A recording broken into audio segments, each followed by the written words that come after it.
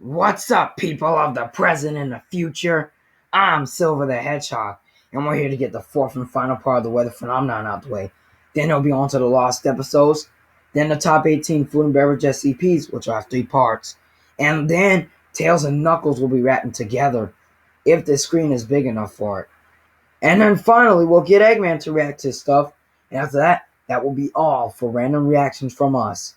Unless Sonic shall react to another video and have us as special guests, this will be the one and only time you'll see me, Tails, Knuckles, and Eggman react to videos on our own, together or separate. But let's go. Number 9. Let's see what it is. Catatumbo lightning. No! Catatumbo lightning is an atmospheric phenomenon in Venezuela. It occurs only over the mouth of the Catatumbo River, That's scary. where it empties can occur in areas like northwest Venezuela. I'm scared of myself. When warm and cold fronts meet, it forms the right conditions for this lightning. The frequent, powerful flashes of lightning over this relatively small area are considered to be the world's largest single generator of tropospheric ozone. It originates from a mass of storm clouds at a height of more than 5 kilometers and occurs during 140 to 160 nights a year, 10 hours per day, and up to 280 times per hour. You don't say. But not only that, the nearby marshes emit methane gas, improving the electrical conductivity of the clouds, which helps cause these extended lightning strikes. You know, if these things would actually strike you, you wouldn't have nowhere to run. You'd be caught by 1 or 2 of those. Number 8. Fire rainbows. Whoa!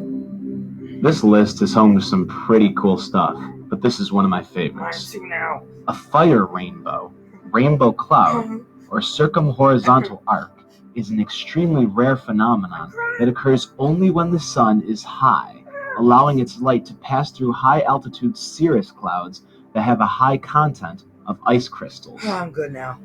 Fire rainbows, unlike what their name implies, are neither fire nor rainbows, but are called this because of their brilliant and beautiful pastel colors and flame-like appearance. I agree. Brightly colored circumhorizontal arcs occur mostly during the summer and between particular latitudes. I like the music back there. When the sun is very high in the sky, sunlight entering flat, hexagon-shaped ice crystals gets split into individual colors, like a prism. Cool. The conditions required to form a fire rainbow are very precise. The sun has to be at an elevation of 58 degrees or greater. Bro. There must be high-altitude cirrus clouds with plate-shaped ice crystals, and sunlight has to enter these said ice crystals at a very specific angle. Why? This is why these are such a rare sight. Oh. The rarity in the arc depends on where you are. Like where? At medium latitudes, like much of the US, it's not rare and can be seen several times each summer, if you're lucky, of course. In contrast, further north, in much of Europe, the circumhorizon arc is a rarity and impossible to see north of Copenhagen. We don't even live there. Fire rainbows are not to be confused with iridescent clouds, which can produce a similar effect. Right? While circumhorizontal arcs occur only in cirrus clouds, iridescence often occurs in altocumulus, cirrocumulus, and lenticular clouds. The UFO ones. It's very, very rare to see them in cirrus clouds. Oh yeah, those cirrus clouds, the little things that look like little droplets of cloud pieces. I feel you. Number 7. We're getting there, team. This is amazing. Red rain. Huh? Red rain is caused by dust or sand that has blown into the atmosphere and is carried by the wind to great distances, eventually mixed with rain clouds, and gives color to the rain itself. A number of theories spread about the cause of the colored rain, including its relation to aliens. Yeah. Before an official report concluded that the colors were caused by the algae spores sucked into the atmosphere by a waterspout. There are a number of algae species in the region, which could explain why the stories were so constant for the last 100 years. Yeah. Red rain in Europe, and especially England, is usually colored by the dust that is carried across the continent, coming from Saharan sandstorms. So what, is it like contaminated rain? Oh, also, y'all, I had a dream about part 3, And the first time I died was by the mesocyclone. The second time I died was Supercell. And the third time I finally passed that dream. And I'm going to dream about this one next. Two suns. Oh. If the sun is really close to the horizon and there are serious clouds in the sky, sometimes another sun or light source can appear, thus giving the impression of another sun appearing together in the sky. Cool. Two suns are actually the color of bright points of light created by the sun that was deflected by the crystals in high clouds. Two suns. Two suns have been reported in many different parts of the world, sometimes being close together and other times far apart. As of today, scientists are still puzzled with the phenomenon. One sun? And it's still not completely clear how it's formed. And two suns. So there's one over here too, and the one back there. So that makes two suns. I hope we see that phenomenon one day. Number 5. We're getting near, my bros. Wait, bros? Fire whirl. Oh! A fire whirl, also known as a fire tornado or fire devil, is a rare phenomenon in which fire forms a tornado-like vortex of flames. Fire whirl. Fire whirls can be spawned by other natural events, such as earthquakes and thunderstorms, and can be incredibly dangerous. In some cases, spinning well out of the zone of the fire itself. What? Fire whirls are more closely related to dust devils and are distinct from the larger, more powerful tornadoes that develop from supercell thunderstorms. Really?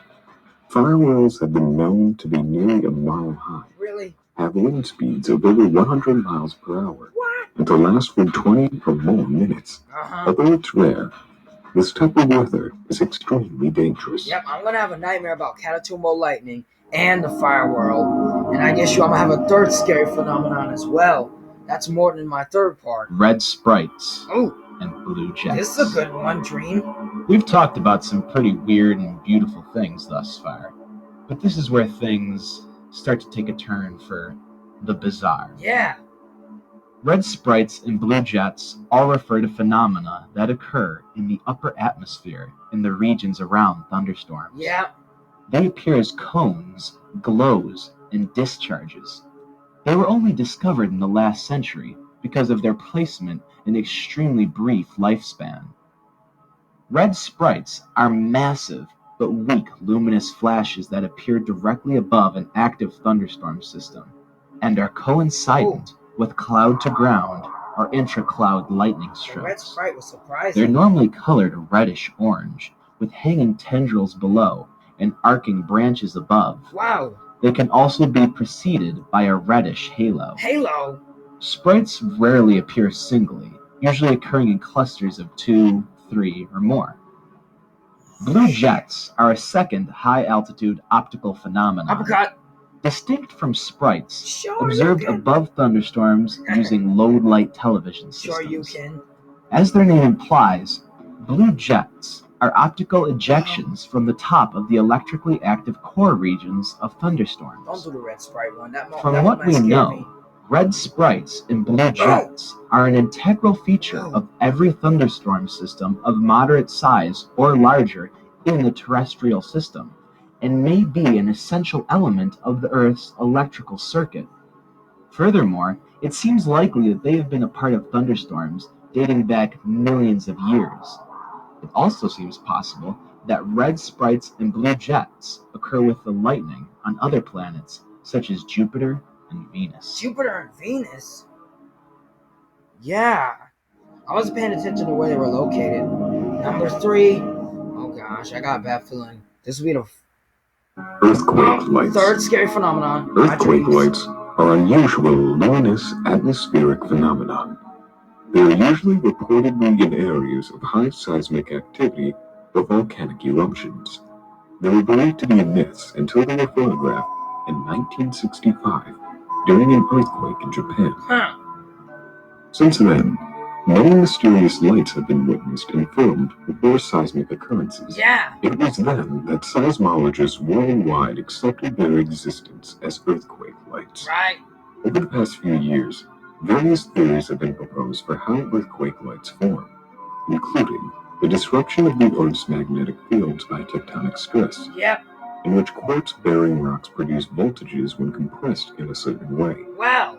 Earthquake lights seem to be most common in Italy, Greece, France, Germany, and parts of South America, though they have been observed in Japan, North America, and elsewhere. They're here. The lights can occur weeks before major earthquakes or during the actual shaking.